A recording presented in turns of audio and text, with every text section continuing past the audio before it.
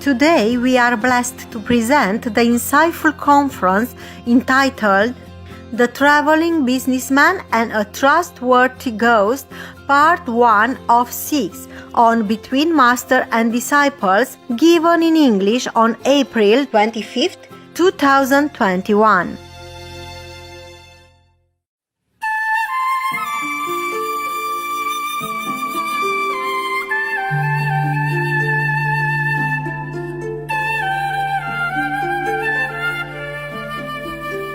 Do you have questions? We have one question so far. Only one? Yes. Okay. Tell me then. Master, there is an ongoing crisis at the U.S.-Mexico border. In the first few months of Joe Biden's presidency, the number of illegal immigrants apprehended has surged, with more arrivals than any other period in the past 20 years. Yeah. Some say it is fueled by the perception that his administration has a more open border policy. By contrast, the former U.S. President, His Excellency Donald Trump's policies tightly restricted legal and illegal immigration and directed immigration officials to apprehend anyone in the country unlawfully. Would Master kindly share her thoughts on this issue? Yes. President Trump wanted to regulate the immigration traffic flow from other countries to be in a more orderly manner to protect the Americans as well as the immigrating people. The U.S. has already actually a kind of open policy, like yearly everyone can apply to live there or work there if they win the green card program. 55,000 nowadays yearly can have that chance. Plus, anyone can apply in many other ways to live and work in the U.S. openly. Open border is very good. Yes, Master. But it should be done, in an organized way. Otherwise, it will be chaotic. As I have read in the news, it seems to breed a kind of crisis, at the border between USA and Mexico. Yes. Because you cannot just open the border without planning. Yes. In Europe, it's different. They have a Schengen zone where people from different countries in Europe can just go in and out of any other countries without any border, without checkpoints, without passport or any ID necessary. But they had planned many equipment and systems to put this into practice. But America and Mexico and others, like South American countries, they did not plan. So in that case, it's not very good to just let people come in like that, because you might have different people who are not qualified, with maybe disease or criminal records or other kind of unpleasant things. And also, if you don't plan in advance, then you don't have like a center to screen people and to give them ID to go into the U.S. so that they can find a job or they can find their relatives. As I saw it in the news, it's kind of very chaotic. All the children squeezed together in pens, and it's almost very unkind, because people come to the United States all of a sudden, so the people at the border cannot deal with the influx so fast. And there might be not enough comfortable accommodation and not enough food. The logistic stuff, this is not very good like that. Not good for America, not good for Mexicans and other immigrants. I heard that they came all the way from even Honduras and other countries in Central America. So to open the border is very nice, very kind, and very good for any country. When you need some extra workers or you just want to be hospitable, it's very good. But in this case, when it's so chaotic like that, it's very bad for the immigrants, especially for the small children. I saw them even drop over the fence, the wall of the border, and that's very bad for them. This must be traumatic for them, and it's very difficult for the child to forget this kind of traumatic experience in their very young and tender age. And also important is in the time of pandemic, most the borders are closed to protect the people. And at the moment, it's not favorable to open. If the children are squeezed together like that, healthy and unhealthy, that's very bad for all of them. Don't you think so? Yes. And also, I saw it in the news that many people are sick, like they have COVID-19 and they are just let, to go into the United States. And that might infect healthy Americans also. Yeah. That's very, very inconsiderate. It should not have been done this way.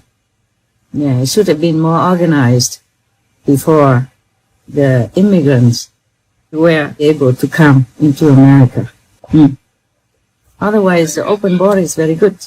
Yeah, good for the host country, good for the immigrants.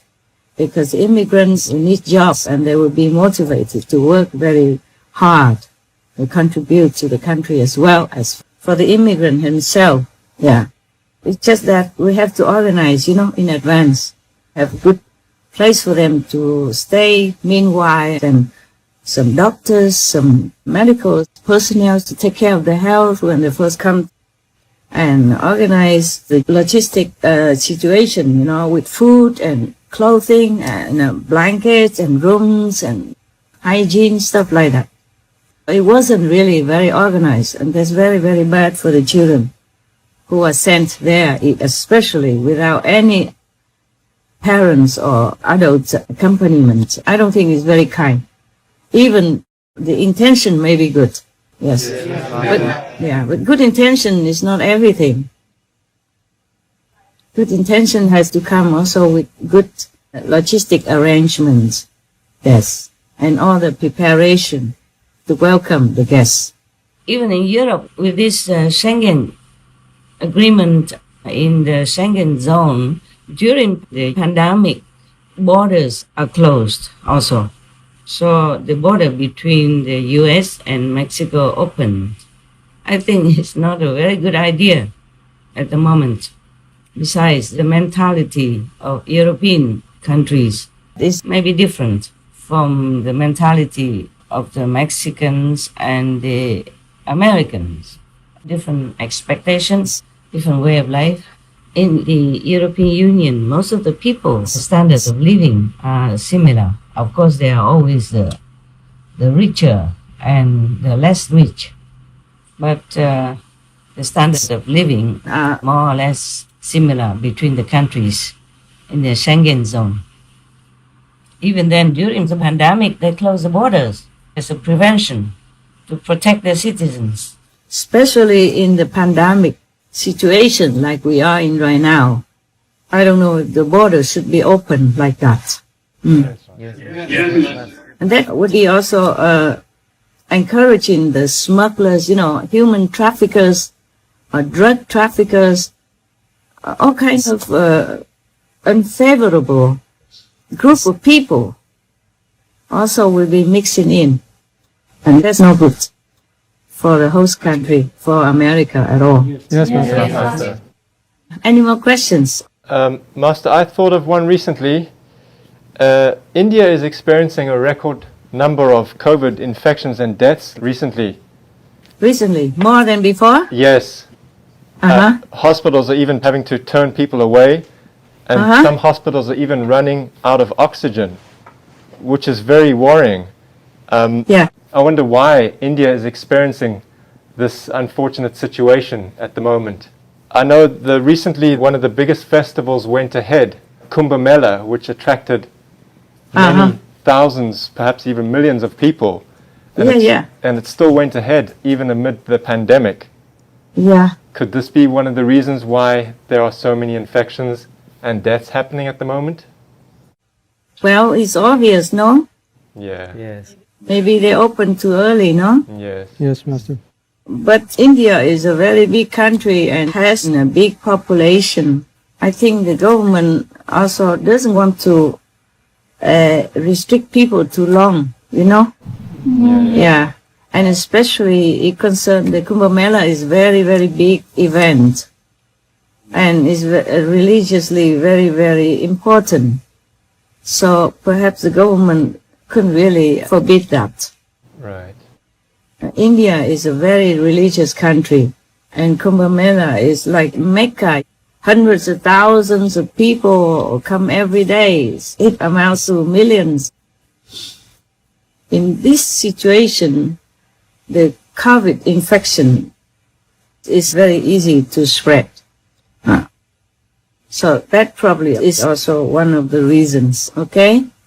Yes. But in other countries also they have such a problem right now as well. And the COVID has mutated itself up to now, even a double mutation, double variant. And it rearranged itself to avoid the neutralization of the vaccine. Yes, Master. This virus is something, I told you before, it has souls in it. It's so clever. It seems to always be one step ahead of humans' intelligence and invention. I think humans don't invent quickly enough for this kind of virus. So it's just karma. Yes, Master. Very difficult to avoid this kind of sickness.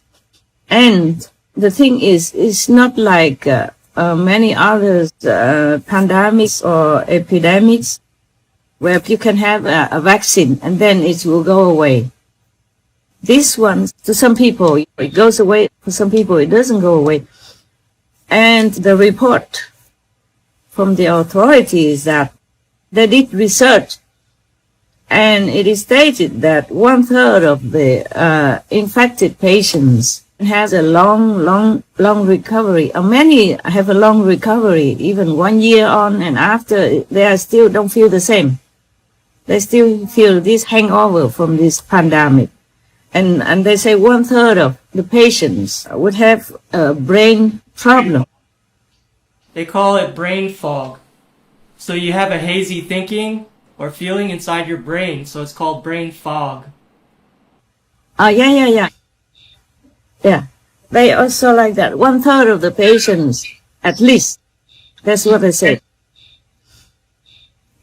So it looks like it's difficult to avoid this one.